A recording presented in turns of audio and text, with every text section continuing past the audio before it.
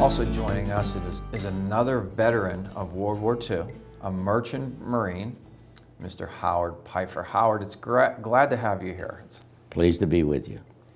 Thank you for coming. Now, where are you from originally, Howard? I'm from the South Side area, 18th Street to be exact. I didn't live in the flats. I lived up towards Mount Oliver. That's where I was raised. And what school did you go to? St. George's. St. George's. Yeah, St. Is it a Catholic school? That is exactly right. Yeah, in Allentown. So you had nuns and the priests, and they were teaching you? Mm-hmm. Yeah. Yes. Did it help you become a good boy? I hope so. Yeah, that's good. So now, you're in high school, and were you enlisted, or did you get drafted? I did get enlisted, and the reason I enlisted was because of my friend who was in the Navy for 4 years and had finished and had come out. He was 6 or so years older than me, and when the war started, he was called back immediately, and he went back, and when he came back from some training, he suggested to me, he said, "Howard, you're at the age you're going to be drafted, or you're going to whatever." He said, "You should join the Merchant Marine." And I said, "What is the Merchant Marine?" I think a lot of people watching this right now are asking the same question. Well, naturally, you're inland here, and we're not familiar. If you were on any of the coasts, you would know that the Merchant Marine are the people that really operate the ships for supplies. And of course, that's exactly what it was. And I gave you a list. There's a large number of ships that were built for World War II. And so I did exactly that. I went over and signed up and took the tests and everything that I had to do. And I was accepted. And that happened at the old post office over in the city of Pittsburgh. And so I did join the Merchant Marine due to his influence, and I think it was a great thing for me. Where did you go to basic training? Sheepshead Bay in New York, and it was the same kind of training that you would get in the Navy or the Coast Guard. In fact, the Coast Guard people ran the program, actually, because we had to take all kind of training, including gunnery. We had to know how to load and unload guns. Now, we always had with us in the Merchant Marine, every ship had Navy, and they were called Navy Armed Guard. They were totally Navy, but they were, that was their job to protect the ships. And these freighter ships actually had a 3-inch gun on like a cannon on the bow, and a 4-inch on the stern, and they would have anywhere from 6 to 8 20-millimeter machine guns, and they would be mounted different places on the ship. So these merchant ships were armed, and that was the purpose of that. So, what was your what's any memories stick out from basic training? Basic training. It was standard stuff. Like any service, we had to know how to get a lifeboat over the side. We had to know how could we swim. There was every aspect of it. Of course, there's the deck crew, which operate everything, making it operable to where you're going. And then there's people that are in the engine room running the engines. And of course, there's the stewardess department. So there was like 3 different departments, and you'd pick out. I was on the deck department, and so that was really a tremendous experience. So what was it like being? What were you called? A deck hand, or? Well, they called them AB and OS, ordinary seaman or able-bodied AB. And if you were a deck, there were 3 shifts. 8 to 12, 12 to 4, 4 to 8, and so you would be on 4 and off 8, and you would do the combination of lookout, and steer the ship. You would steer the ship 2 hours, and then because there were 2 ABs and 1 ordinary seaman on each watch, so you would steer 2 hours, the other fellow would take over, and then later on, if that was in the morning, in the night it was the same thing, 8 at night, you would steer for 2 hours, and he would steer for 2 hours. That's a lot of responsibility, Howard. Well, should I tell you the story of how it worked out and how I got shipped off? So we told you. I told you. We went to Sheepshead Bay, did the training. From there, they sent us to the different holding places where we would get on the merchant ships as they needed them. There's a lot of details. I'll try to get sort of to it. For one reason or another, on a weekend, I was told by the man in charge, you're not getting any leave for the weekend. You're going to stay here in the office. And this is our Merchant Marine office. And I said, like, what am I going to do here? And he said, you don't have to do anything, just stay here. If anybody calls, I want you to answer the phone. And I said, whoa, wait a minute. You're telling me that you're going to leave. What if a call comes? What would I do? He said, I told you, we will get it. Oh, he said, all right. He said, there's all the papers over there. There's the files with their names that you're in there. And he said, so that's that, but nobody's going to call. He kept repeating that. He said, I said, well, tell me again, if I do then. Well, he said, there's like $25 there, like that would be for some cab fare, but we don't get calls on a weekend. I said, well, just so I know. So everybody left, and at midnight the phone rang, and I answered the phone. I said, it's a maritime station, and they said, oh, great. He said, do you have a man you could send down for a ship sailing at sunup? And I said, what kind of a person do you need? He said, well, we need an AB. I said, oh, could you let me check that? And he said, yeah, please. So I'm doing this talk and he's not seeing me. I hold the phone for a second or two. I said, yes, we do have a man here we can send down. He said, well, what's his name? I said, his name's Howard Pfeifer. He said, oh, okay, that's good. He said, well, then you can get him down here. I said, yes, I'll see that he leaves within the hour. So with that, I went over and took my papers and took $5 out of the box and left and took a cab and went down to the dock. He told me what the dock was, and I got on the ship, and as it turned out, this is in Philadelphia, incidentally. Got on the ship, it was a brand new ship, and so I'm there, and they have your different quarters. So I got in the quarters, got myself settled. In the morning, they said, everybody's out. Turn 2, we're leaving. So we got to get all the cables together and what have you. And with that, we're doing that. Now it's about 10:15 in the morning. And this is like, I think June, July. One of it, I think it's a funny story. It's the reason I'm telling you. I said, where's the relief for the wheel? And I don't know what he's talking about. I'm just helping. This is my first time on a ship like this. Somebody said, you're in the 8 to 12 watch, that's you. I said, me? He said, yeah, you got to relieve the wheel. I said, oh, all right. So I dropped what I was doing, and I thought, well, I got to find the wheel, of course. And so I made my way up. I knew the steering. I knew I could see from what we were doing, rigging the lines and going on lines. All the action was out upper deck, out in the open, because it's July. So I make my way up to where I see the man at the wheel, and I very authoritatively say, relieving the wheel. And the guy that's at the wheel says, where the hell were you? He said, you should have been up there 15 minutes ago. I'm dying. He said, and I said, whoa, I'm sorry.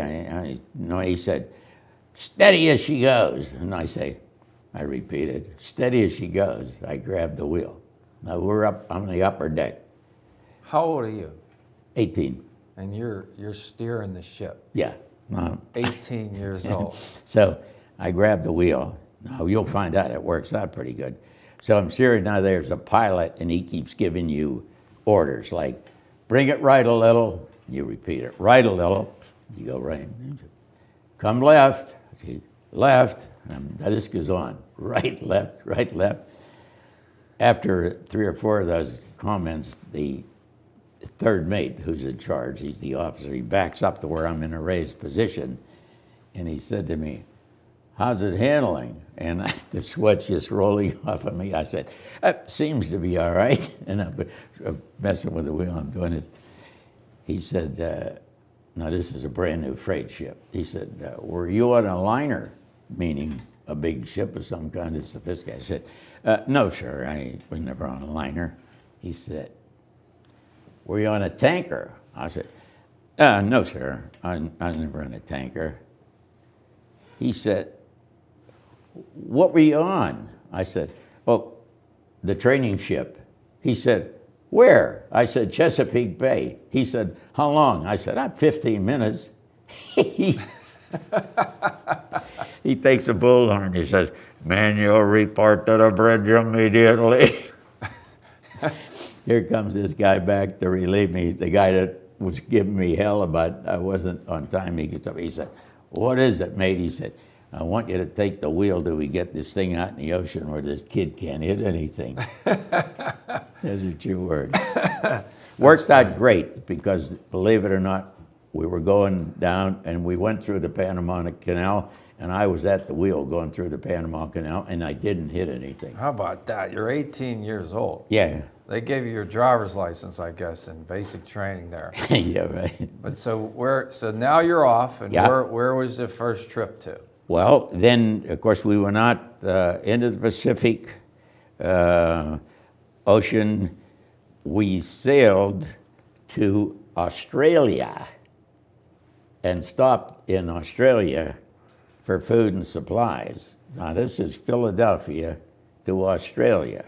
Now we're in Australia. We had Liberty in Australia, and those are some things there's some stories all by themselves. I don't know whether you want me to go into or not, but they probably remembered me when I left.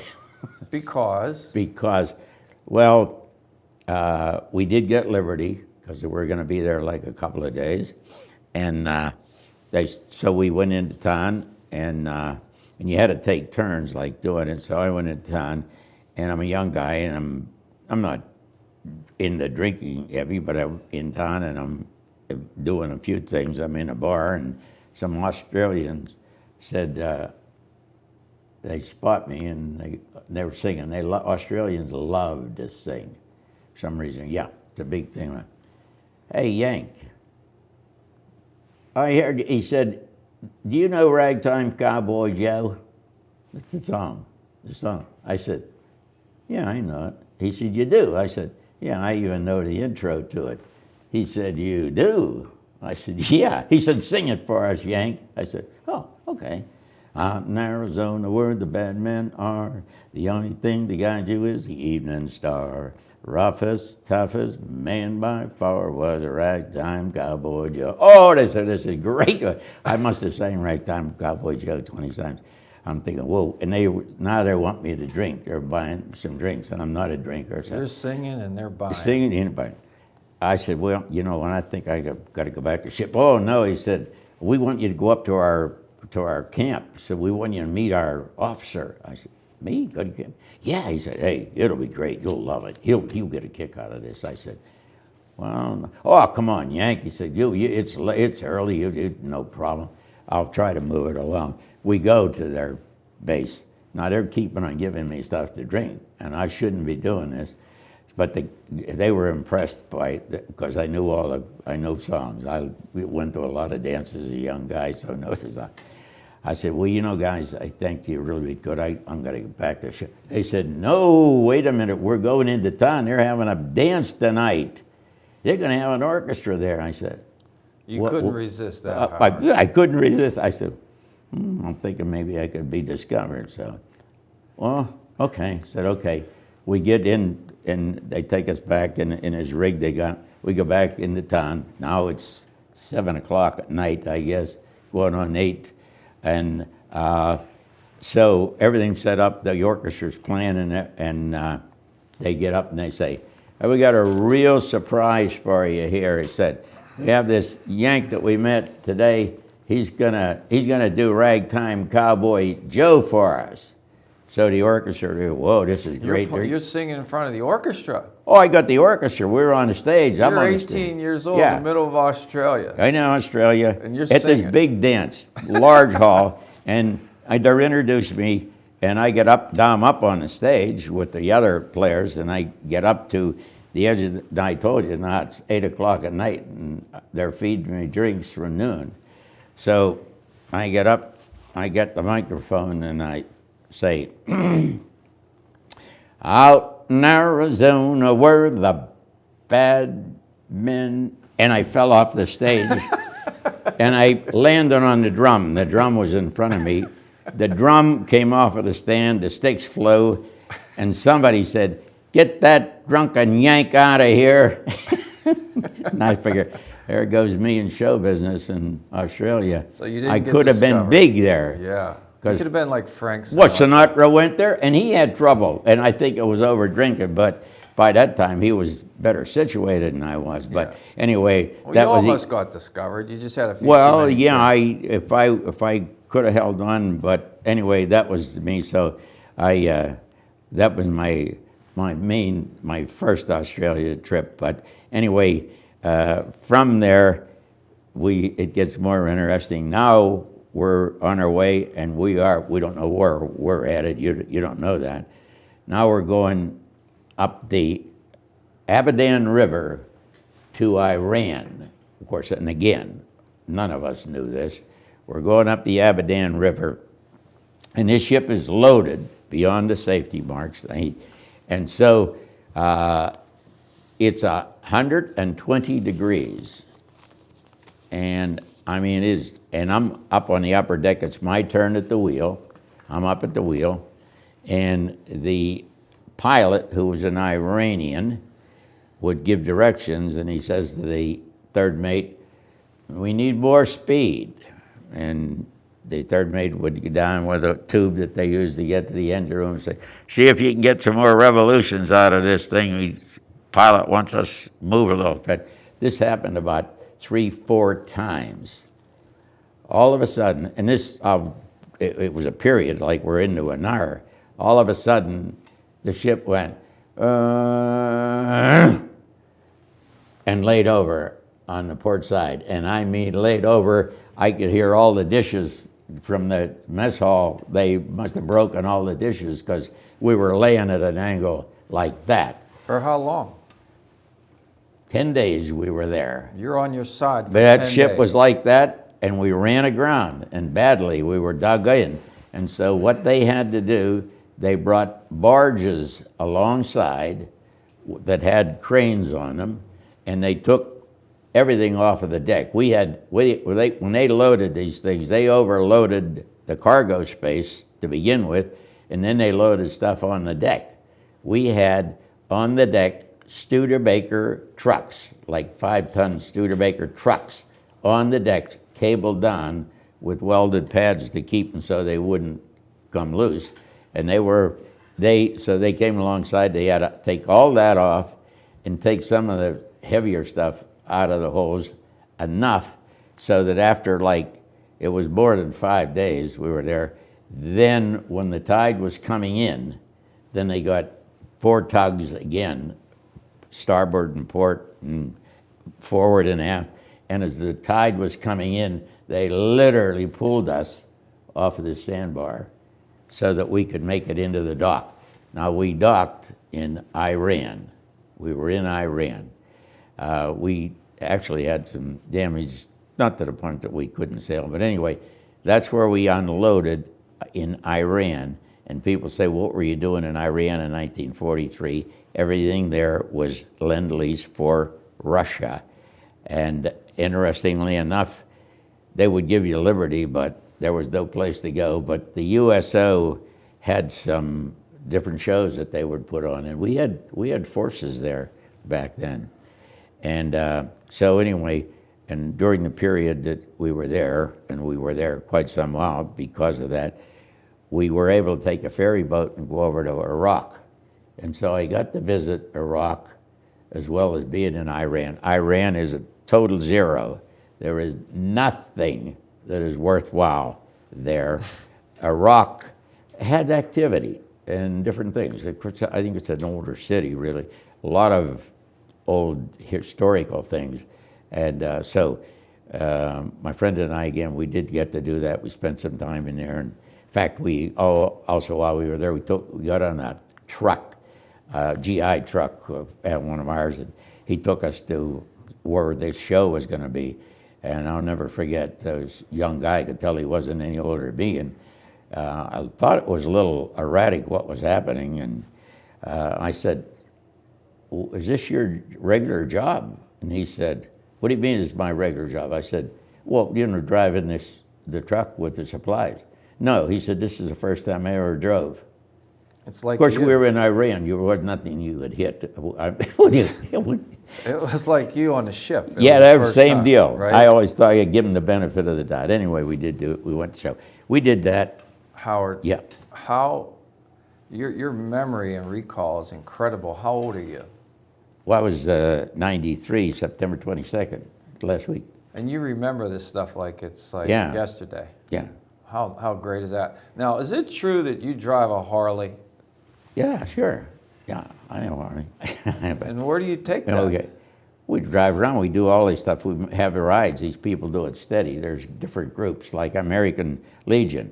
I met the American Legion from Claysville. I live up in North Hills, but I belong to Claysville American Legion. You say, what the hell is that about? Well, it's a ride.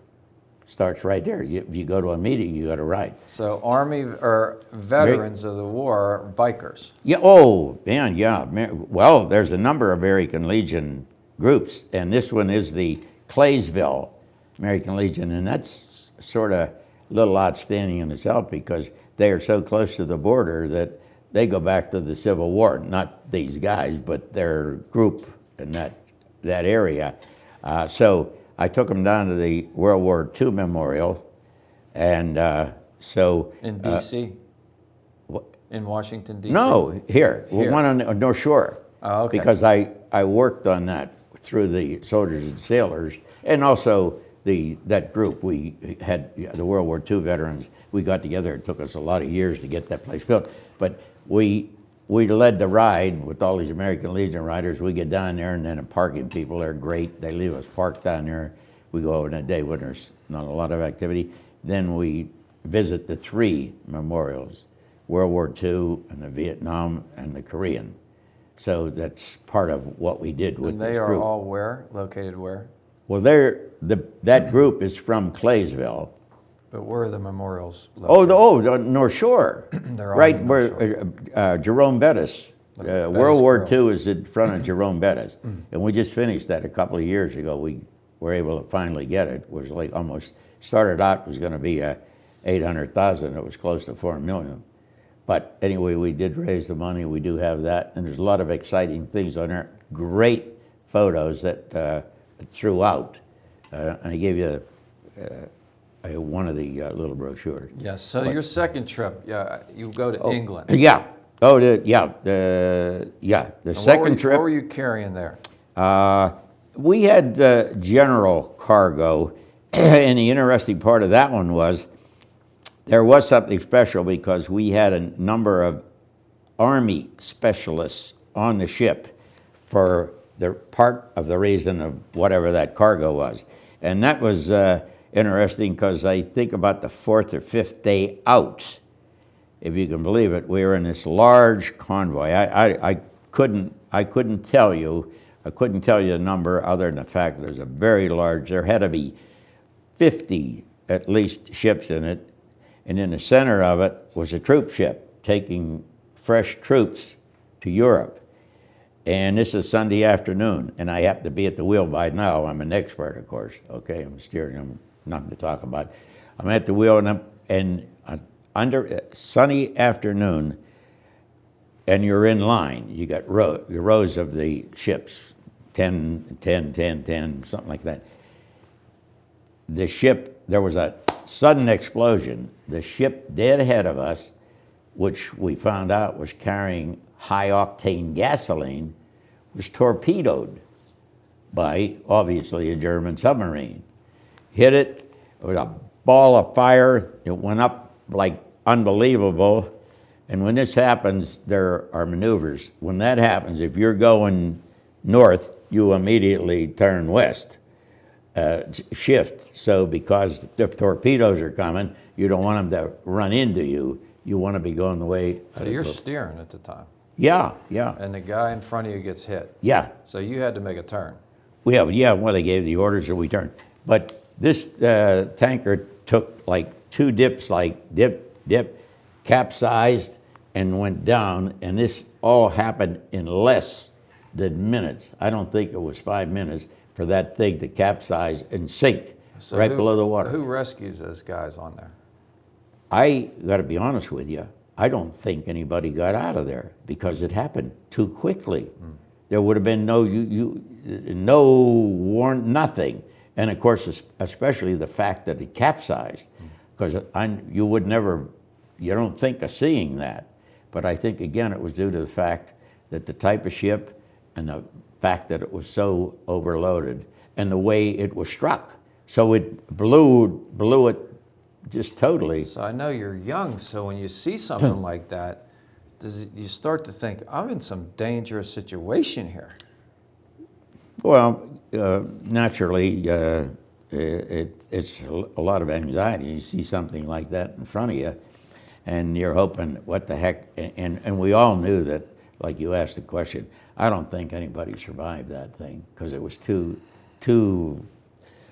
much of an explosion. And then you could imagine, this is high-octane gas. And that's got to raise the anxiety level. So, yeah, and the interesting part, everybody felt, and of course they talk about it, the officer, that we thought they were after that troop ship. Naturally, that's what they would have wanted to hit, but this happened to be there. So, but we made it to England with that cargo, made the trip safe, come back to the States. Now, the third trip was on a ship that was quite old.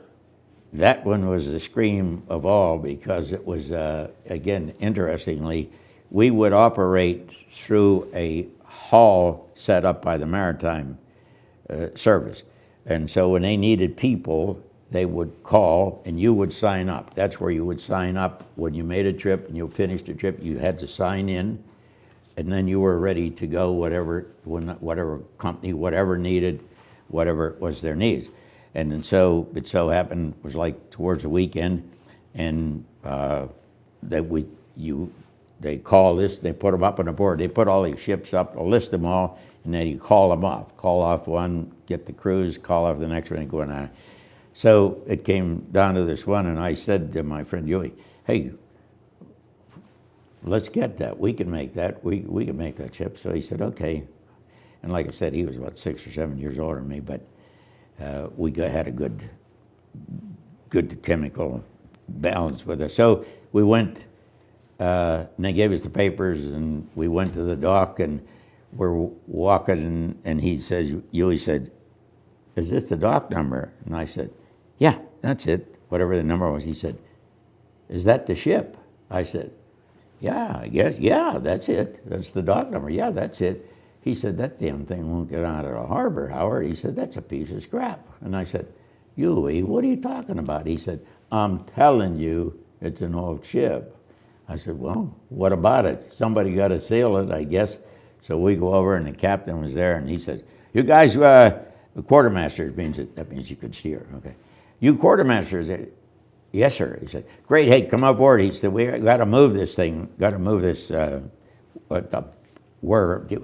to another dock. And so he was really nice with us, and my friend was holding back. He wasn't real happy with it. Eugene says, rumbling, and the captain could see that. And he said, I'll tell you what, we're not going to have any cadets this trip, meaning officers in training.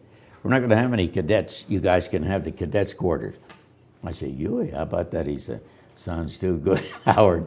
Anyway, we take the ship, we move it, and I'll never forget because I get the first chance at the wheel, and I'm up there and took both hands to pull the wheel, and I figured, what the heck is this?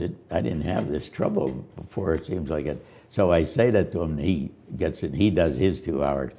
He said, you know when this thing was built? I said, no. He said, I saw the papers downstairs. This is from World War I. I said, what? He said, yes, 1914. Wow. Oh, I said, he said, yes, that's what it is. So I said, well, I'm thinking, hey, it's floating. I'm not that. What year were you born? 23. 23. Yeah.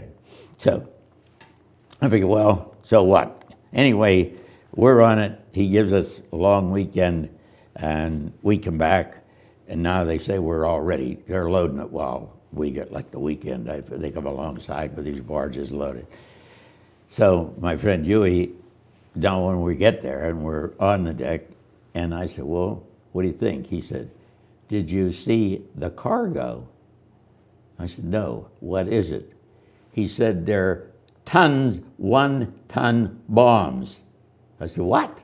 He said, yes, like fish, the long bombs. He said, that's what the cargo is. I said, oh. So, well, I figure what is the cargo?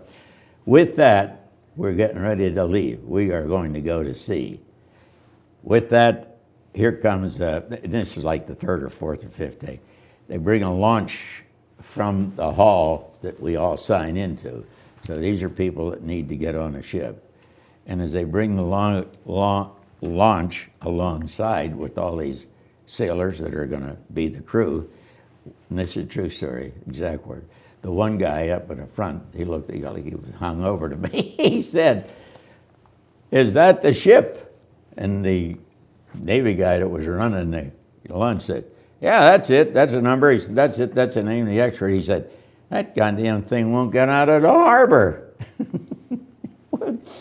With that, they pull alongside. He comes on. Oh, and this one had complained. The guy had complained. He said, I think he said something like, I'm not going to get on it or something. The captain took the bullhorn and he said, sailor, anybody that doesn't come aboard swims back. And that's a true story. Those are true words. Well, wait a guy. Anyway, on the ship, we were underway. Didn't take too long. Second day at sea, all of a sudden, we're in it. These are all old ships, incidentally. I want to make the point of that. These ships were older ships. Second day at sea, we're having trouble with the engine. The bearings are giving them a problem. So it's almost unbelievable to think this. We're 2 days out in the ocean. We got a problem with the engine. I go over to look down to where you can look where they're working. They got the bearing caps off, like in an automobile, an engine, and they are leading them and scraping them to make them work and everything and put things together. Where the convoy's going, we're hoping we can catch up to it. So with that, they get it done. We're going as fast as this thing will go. We're only going about 8 or 9 knots, but we're going. And then that's when my friend Huey said, did you hear the noise? Did you hear what's going on? I said, no, what's going on now? He said, the cargo's shifting. These long bombs like torpedoes, they weren't, when they loaded them when it was at anchor and the ship's rolling, so they weren't stable. Oh, boy. He said, the captain is in the, when he said they want to know who will want to volunteer to go below to help stabilize that. I said, will we get paid for it? Oh yeah, he said, you'll get paid for it if you do it. And I said, let's do it, Huey. He said, what the hell are you always saying things for me for? Why would we do it? I said, I saw some of the other part of the crew. I think it's a good idea, and we're going to get paid anyway. We might as well do it. So we did. We went down, threw a lot of 2x6s in between these bombs. When they'd roll, we'd drop a 2x6 down in between. Yeah, you don't want bombs rolling. No, No. But we made it to England, unloaded them, got the unloaded done. We're in Bournemouth, England, and then they say, that's it. We're unloaded. Where are we going from here? So they come and they start dumping their stuff in. And I said to the guy, what are you dumping in here? He said, that's ore. Eugene, my friend Eugene, said, I worked in a steel mill. That is not ore, that is dirt. So that was it. The ballast was dirt. So they're telling you a fib. Yeah, but they don't want you to know. So, because you're thinking, what, you made the cargo, what you going to return to the States? No. We left and we headed, and I can remember during the night, I hear all this noise, and I'm wondering, what the hell is going on? And I open the porthole and stick my head out the porthole, look up, and I see all this shelling and everything. And Eugene says, get your head the hell in there. That's shrapnel out there. I said, shrapnel? Where's shrapnel? Next morning, we're at Omaha Beach at the invasion And site. that's a pretty famous battle. Yeah, absolutely. So we're at Omaha Beach, and they had stripped everything off of it. I forgot to say that. In England, they took a lot of stuff off of this ship, anything they could use. And that was should have been a hint to you about what was happening. But they took the guns off, they took the 20 millimeter guns off, they took a lot of stuff off of the ship that was usable. And that was part of the deal, but then with the sun coming up and we're at Omaha Beach. We're looking at Omaha Beach. I gave you that little map that's got that on there. And we sat there for the better part of 5 to 10 days. And then at some point, they come aboard, the Coast Guard people came aboard, and we did some ordering back and forth. And we cranked it up, and we rammed it right into the beach. Right into the We beach. were right smack into the beach, Omaha Beach. We took this, we rammed it into the beach. Why'd they do that? Well, they did that, and there was other ships similar to this behind us that were coming up. They were going to use them as docks to load, because it made an automatic dock for you, because a big hulk of a ship, and they actually did some explosions to deliberately get it to sink, and it became a dock.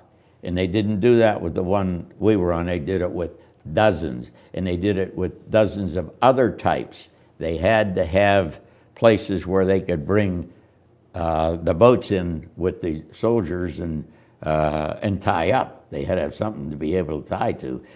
A lot of it, they could run them up on a beach and drop the top down, but certain things, like for supplies and that, they needed somewhere where they could tie up.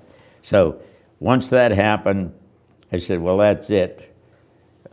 Secure, get all your gear and everything, we're getting off. But we're at Omaha Beach. We're looking at the beach and all the shellings continuing, and our soldiers, a lot of activity. And we get over the side and we get on a launch, and the sailor, it's an LST. We're out there for almost an hour, and it's a Navy guy running this thing, and the captain said, hey, sailor, where are you taking us? He said, well, I have a ship number. He said, but you can imagine the excitement. This was like chaos, everything. This was crazy stuff. Ships, hundreds and hundreds of ships coming and going, everything, and the planes constantly. He said, but I can't find it. And the captain said, well, you better find it pretty soon. We're going to drown here because we're taking on a lot of water in this thing. So after that point, he took us back to the dock, a regular dock that they had. And I'll never forget, we pulled up along, tied off, and the soldiers there, the guards, different ones, says, where are you going? And he says, he explains he can't find them. What am I going to do with these merchant guys? I'm supposed to get them on a ship to take them back to England. He said, well, that's not a good idea. He said, but whatever it is, it is. So we're there on the dock. I said to Huey, looks at me like they got the enemy pretty well pushed back. I said, why don't we go up and take a look and see what it's like on the beach? This is always funny, because this guy would go along with me, and if it wouldn't have been for him, I would have probably been in trouble a lot, because this guy was 6 foot. He was like a giant kind of guy. Yeah, I said, that wouldn't be a bad idea. I said, I'd like to see one of those gun emplacements So we walk up the beach. We go up to where these gun places. We get up there. Some Army guys come over. So what the hell are you people? What are you? What are you doing here? We said, well, we wanted to see, well, one of those gun places. He said, if you're smart, you'll get the hell out of here. Somebody's going to blow your head off because you're not, we didn't have a uniform on. Well, if we would have had German uniforms, it would have been okay, but we did. Anyway, that was an experience. So we came down.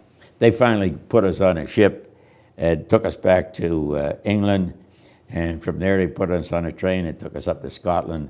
We got on a liner that were bringing injured soldier back from the front, and that's how we got back to the States on this on that ship. But that was interesting by itself.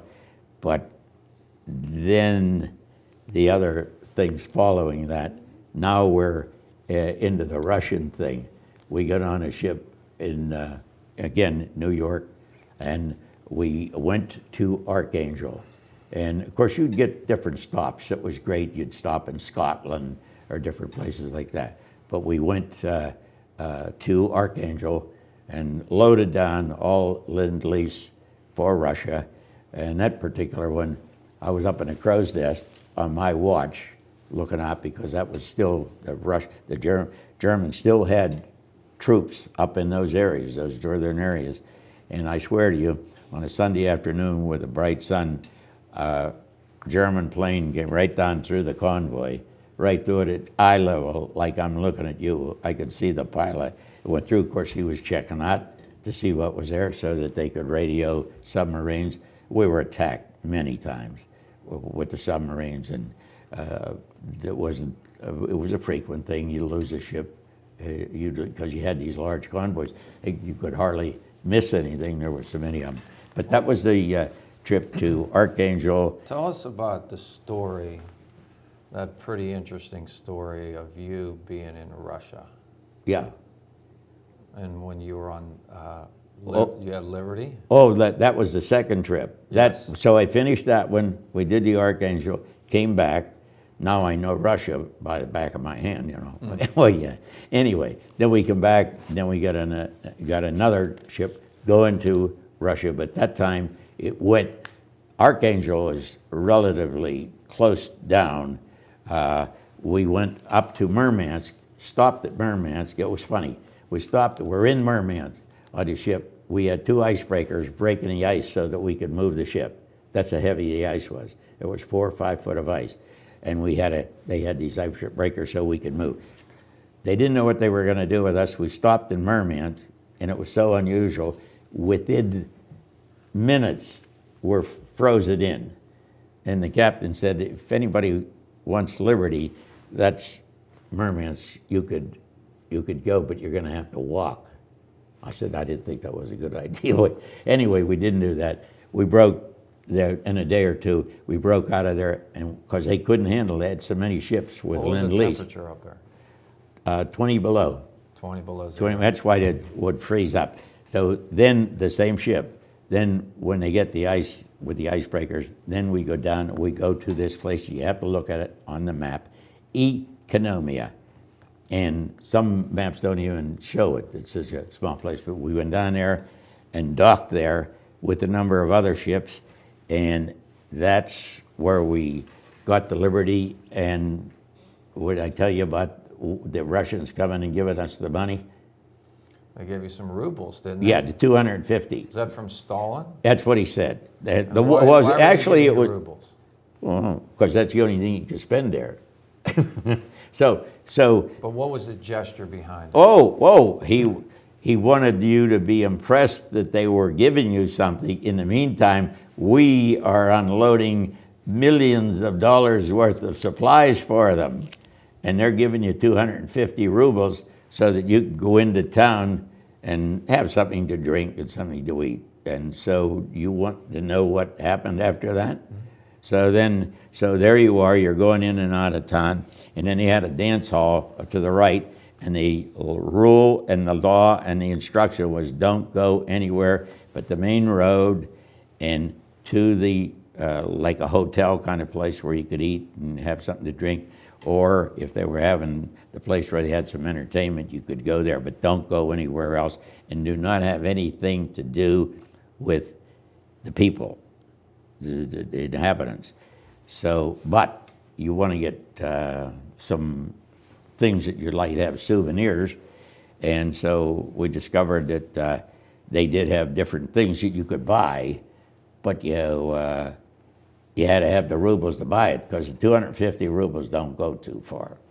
Anyway. So you thought you needed to make some more rubles. Yeah, I said, so Huey, my friend Huey said, well, you're the negotiator, Howard. He said, I don't have anything here, any souvenirs to take home. He said, how about if I stand watch and you go into town and get some? Will you do that? Because you got nice things. And I said, well, what am I going to do? I don't have any more money. You don't have any more money. He said, I have a carton of cigarettes and some soap. I forgot to mention a soap.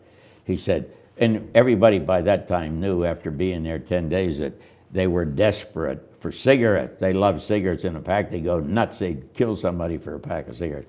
So Lucky Strike cigarettes and bars of soap. So I get this big, I said it's 20 degrees below, so you got these big coats that you're wearing. I got the soap and the cigarettes stuffed in there. I say, okay, so the idea is I will sell the soap and the cigarettes, and then I'll buy some souvenirs for Huey. So I did it. I'm there, and my first transaction, I see these kids, and it's the way it worked. The little kids that come around, they say, Comrade, cigarette, soap? Yeah. You say, yeah. Then I got a buyer. They were the lookouts for him. And you go back where all these barracks, like I said, they were row after row after row. You like, walk back, here comes a guy out. I don't know what he is, it's Russian, I don't know, slave labor or something like that. So they'll want to give you the money. You get the money off of him so I can buy the stuff. You got to get the money first. Get the money. So to these guys, said 60 rubles. Again, I'm handing them the soap, and the guy says, Comrade, Policia. I was, what? I turned around and thought, this is a bad joke. I said, whoa, yet. I'm going to tell him, no, you get the wrong guy here, mate. No, Comrade, soap, cigarettes, come. I said, no. The other guy that was going to buy from me, giving me the rubles, he got him, he don't even argue. The two guards, because there's two guards, or whatever they were, like I said. He grabbed him, he's going to follow him, and he walks by me, and he said, come, Comrade, come. Policia, meaning we're going to go, it's a police thing. Well, I'm like panicky to the point where I'm ready to, I don't know what the hell to do. I don't know whether to run, scream, or what. So I'm walking with him, and as I'm walking, I'm thinking, wait a minute, maybe I can talk myself out of this. I ought to be able to do that in some way, but I better get rid of this damn soap and the cigarettes that I got. So I reach in my right pocket, and I flip out one of the bars of soap.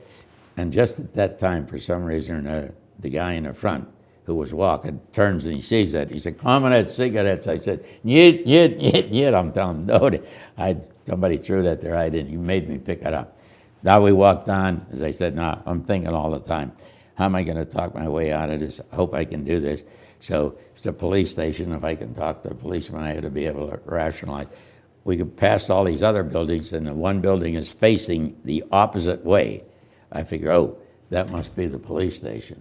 So we walk up to them. There's 2 steps, go up 2 steps, open the door, and I look in, and the room is as dark as this room is right now that I was looking at. And I thought, whoa, this is no police station. You mean they don't have lights on in a police station? This isn't right. I'm in the wrong, I got to get out of here. You're in a jail in Russia. I am, that's where I'm going to be locked up. It gets better, because as we talked, the one in the front, literally took a key out of his pocket. This is what prompted me. He took a key out of his pocket and stuck it in the door, and I thought, they're going to lock me up. Holy mackerel. And this, it gets more interesting. It's the last night of liberty. Yeah, that was the last night. That's the reason I had gone in to try to get some money and get some souvenirs. And when I see him stick that key in that door, I grabbed this guy. I was in a little better shape than I am now. I grabbed this guy that was with me, and I said, I'm getting the hell out of here. And I pushed him against it, and I startled him. I absolutely startled him. They must have thought, what is this guy, nuts? But with that, I startled him enough that I swung around and started out, because we weren't from here to the door, away from the door we come in. I'm out that door, and I figure if I can get running up in between those buildings, I'll get away from these guys, because I thought I'm in good shape, 19 years old or something. So with that, I ran, and again, when I got maybe 50 feet or something, I thought I would just quick to see if he's following me. They start shooting you. He didn't shoot. He said, halt, comrade, halt. I figured, the hell with it, if you're going to shoot me, maybe you'll be a bad shot and it won't catch me. So I can't take that chance. I could see you would be incarcerated. I know it. Can you imagine that? In Russia. The middle of Russia. Yeah, economic. I kept running. He did not fire. And it was good in a way where these buildings were at these angles like that. And I was running up and down between these damn buildings, and I knew where the main hotel was, and that was where I'm hoping to go, but I don't want to go out in the front street, the main road. So I'm going in this back way where all these buildings are. And I ran till I got up to the end. I tell you, I almost fainted. I was like, I couldn't get my breath. I was so out of breath, I couldn't hardly breathe. I saw now there's a lot of activity last night, but people are still this main road where you went to the hotel and the dance place. A lot of our people are walking up that. I spot a couple of our guys from the ship, and I plead with them. I tell them my problem, and I plead with them, just change jacket with me. I don't want to have the same jacket, because they had a jacket with a big sheepskin collar on it. And I thought if I could switch that coat, that would maybe throw them off, and the cap. And that's what I was dealing with. And I said, I'll promise him anything. Just help me out here. Please change the jacket with me. And so the guys were good about it. In fact, they were the armed guard guys. They said, yeah, the one guy said, yeah, I'll give you my pea coat. Don't be taken. So with that, I changed the coat and the cap. And I did go over to the hotel just briefly, figuring I'll just wait. Maybe this will all calm down, because of all the excitement. And I did do that. I was there for half an hour or something that day. I'm going to take a chance. Now I'm trying to convince the other people that are on leave, why don't we go back to the ship? Because I want to see a lot of guys going back. So they started to go back, some of them, and there was enough, because we weren't the only ship. There was other ships. There were 4 or 5 other ships docked down there with us. So there was a movement on this main road. So I got into the crowd, made my way back till I got to the gate where you go through. They didn't check you or anything, but there was a gate, I guess, whatever, if they ever needed. But I walked through the gate, and we weren't far from our ship, maybe a couple of 100 feet. I got there. In fact, there was a guard. There was Russian guards, and they were switching. They were actually guarding the ships. There was one at the bow and one at the stern, and they would take turns and go. One would go to bow, one goes stern. And I waited till they were making the switch, and I got to the gangway, and I got up the gangway, and Eugene's there, my friend. He said, Howard, did you get anything from me? I said, Huey, I was arrested. You're lucky, I'm lucky I didn't get incarcerated. And he said, but you didn't get it. And I said, cut it out already. I didn't get it, I'm got myself. That's all I care about. You got out of Russia. Yeah, and I'm telling you, it was the last night of liberty. I said, I wouldn't go back there. I wouldn't get back, and thank God it was that close. So the next day, we did leave. And of course, we made the trip back. And that is on the way back, we got the news that Germany had surrendered. And that was good. And we're on our way back. So we did. We made it. We got back to New York, back on the 4th of July. And then my friend, he said, you know what? He said, I think I'm going to ship out on the lakes, because you could do that. They had the lake ships there, a lot of stuff there. And he knew his way around. And as it turns out, believe it or not, I applied for officer school, and I was accepted.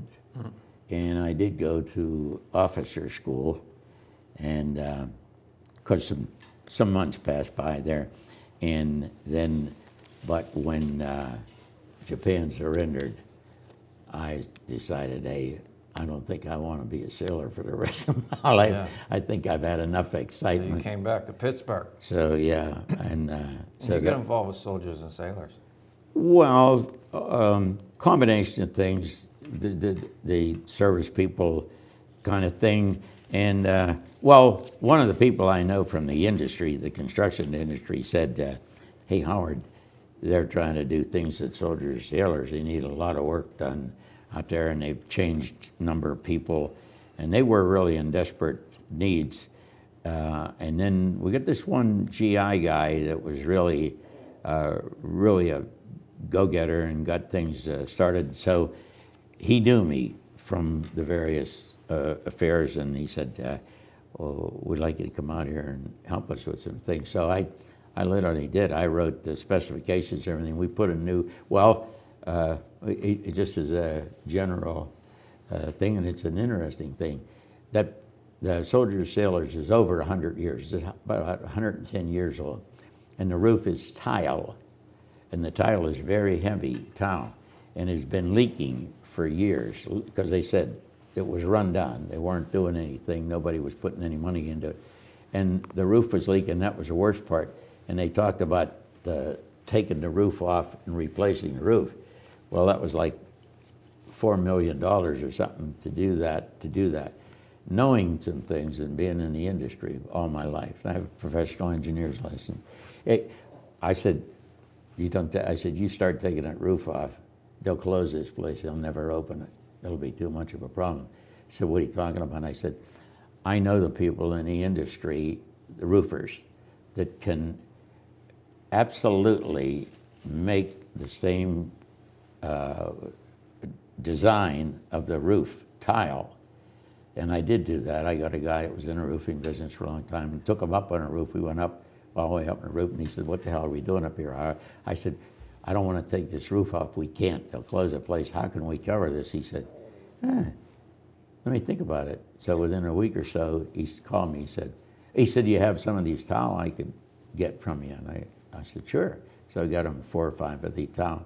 He made sections like 4 by 8 pieces of copper formed in the same exact contour of the roof. All that tile, fancy roof. And we did it for, I think he did it for $50,000. And the thing of it was, he made up these sheets. He took copper and formed it in the same form as the tile, and then he put a 4 by 8 down, and then they put another one on top of it, lap it over, solder it, and, copper pins and solder. And that's what's out there. And people that have lived in Oakland, many of them never realized that it was done because of the weather, it discolored so much that you couldn't tell when we put the copper on. So we did that. And if we wouldn't have done that, I think the place might have been in trouble, because that would have been an expenditure I don't think they could have been able to handle. So you were in the French embassy in Washington, D.C. Yes. What did you go down there for? What was it about? They notified you, anybody that was in France, and of course my thing about Omaha Beach, they wanted to recognize any of the service people that had anything to do, were involved in that, and they looked up your record and saw it, and like for it, I could tell you, me, Omaha Beach and all that stuff. So they had, they have a large role a number of people that they've done this for, and so actually they came to Soldiers and Sailors Hall and actually gave some of the ribbons there. And then, but I went to Washington, D.C., and the people that I went to Washington, D.C. were from all over the United States. So in the picture I gave you on the sheet, that has a story of that. with the information. What's all these colors and Well, stripes? What let's are they? those for the different seas, and the locations and Yeah. different war things and that. Yeah. So So what an interesting story. So how do you keep alive your memories of the war and what you were involved with? How do you do it? What do you do? well, we still have a group. We have American Merchant Marine Veterans, and I'm the president of it here. And I'm so not surprised. well, anyway, so we meet every month, and we have people people have come along, and some younger people in it with us. But we do have a number of those veterans, and of course, them I tie in with the soldiers and sailors. I enjoy that because it keeps you if you're busy. That's I think the main. So I asked you on the phone. I mean, you ride a Harley. You're 93 years old. Yeah. What's the secret? What's the secret of doing so well? You look great. You sound great. What's the secret, Howard? Well, I could probably tell you different things, but I don't know. Without a doubt, I'm quite fortunate. But I guess the fact that I've been so active in the construction industry, that's something that you're always on the go on. I worked in all these large mills. That in itself to me is heartbreaking to know. If you can believe it, and I've got the pictures at home to prove it, I worked on the last furnaces, the electric furnaces that they built on the south side. And the bridge that comes over from the other side, I did the extension on the bridge. When I say that, our company, we did that, did the bridge work. But I did the last brand new vessel that they put in there, and it was interesting. And like I said, we got the pictures, and the vessel, the one section we had a 100-ton lift. Then I brought a special crane in to handle it. So Interesting. That's hey, it's that part of it. And I have a lot of good photos, but I think that's the main thing. Being into the business. Keeping active. Yeah, I really probably should have been in show business, but you As got to a get the singer? right breaks. Do you think you could have been a singer Well, I think I messed it up. when you fell over the Yeah, drums I in think that Australia? that But- didn't go over big. But do you think you could have, been a singer in show business? Is that what you're thinking you could have been? Oh yeah. Yeah, okay. not? All right. Now, did you ever see Bob Hope with the USO shows? Oh yeah. And I've been what? at different. I've been at shows where he was that he came How he about showed up that? How in about England and different places. What a great guy. Yeah, yeah. He did a tremendous job. Yeah, I mean, the He was service people everywhere. Must have loved He him. was, yeah, he was all around things. And one other little interesting fact that you may know, it's been out there, but not too many people tell you, Marilyn Monroe. Now, I didn't go with her. I wasn't going there. I was just thinking maybe you did. No, No. too bad she missed out. But she would stay with this. You'll love this. She was I'm with married to a merchant marine Really? when she was 16 years old. Wow. She married a guy that was in a merchant marine, and of course he was sailing, and it was the war, whatever was going on, and so it didn't work out. There's a whole story on this. So Marilyn Monroe married this merchant marine, and he did it because she had no place to go, and nobody was taking care of her. And this guy, who was like a friend from, I don't know whether relationship or what, because her mother did not do right by her, but he took care of her and then got her settled, and I think she lived with his mother, the merchant marine's mother. And then when the war came, she got into the war kind of work. And believe it or not, that's where she was discovered with her good looks and what have you. And that was the connection But I have that whole article at The home. Merchant Marines and Marilyn Monroe. Yeah, and too bad for her, she missed out on me. Now, yeah, too bad, huh? Do you sing now these days? Do you ever sing? Well, we do a lot of the sing-along things. Where at? Oh, hey, these different places that have them, you know. So who's some of your favorite singers back in the day? Well, hey, I liked Dean Martin. Yeah? Yeah. He's from West Virginia. Yeah, and Frank Sinatra. And after the war, when I got into the business thing and that, I'd go to Las Vegas frequently, and believe it or not, I got in a little bit with the circle with Sinatra and Dean Martin, and of course Dean Martin. The Rat Pack. Yeah, the Rat Pack thing. So How'd you get in on that? well, they were there, and they'd that whole bunch of guys that were the singers, and the black guy, Sammy Davis. Sammy Davis, Sammy. And I remember being with them and some of the crazy stuff that they would do. And of course, they always overdrank, and he'd drink too much and he couldn't hold it because he wasn't big enough. But I actually, in the tie was the Dean Martin guy.